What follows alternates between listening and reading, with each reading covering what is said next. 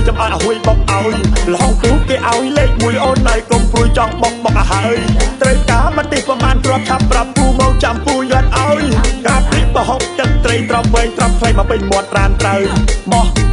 មកលហងនេះមកចាំពូបកឲ្យមកលហងនេះ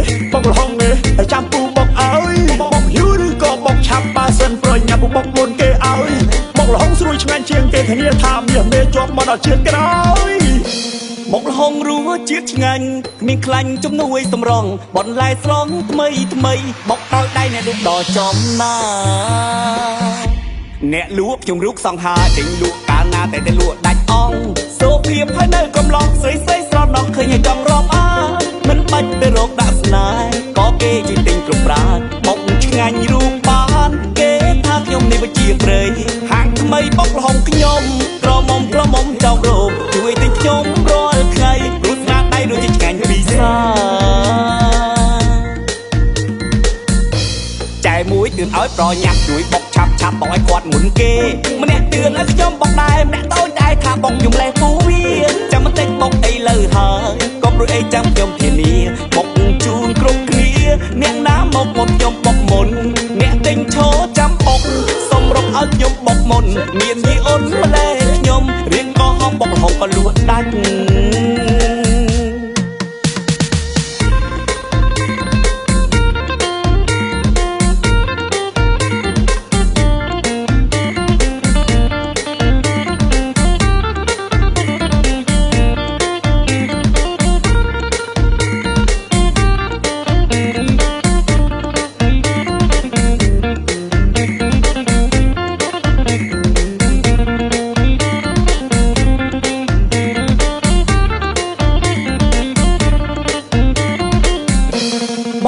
ជុំមូលមិត្តអតិថិសៅមនុស្សក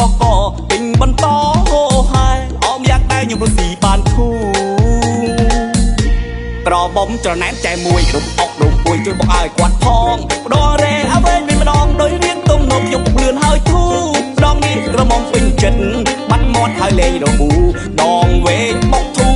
បកយូក៏ខ្ញុំមិនហត់ដែរអ្នកទិញខ្ញុំច្រើនណាស់អ្នកខ្លះជួយទិញដាក់ខែសុំហងខ្មៅបែបនឹងឆ្ងាញ់អញចឹងព្រោះខ្ញុំបកកែបុក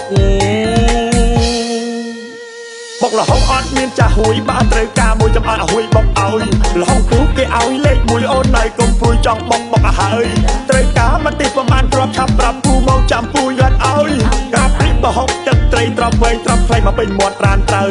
មកលហុងនេះមកចាំពូបកឲ្យមកលហុងនេះ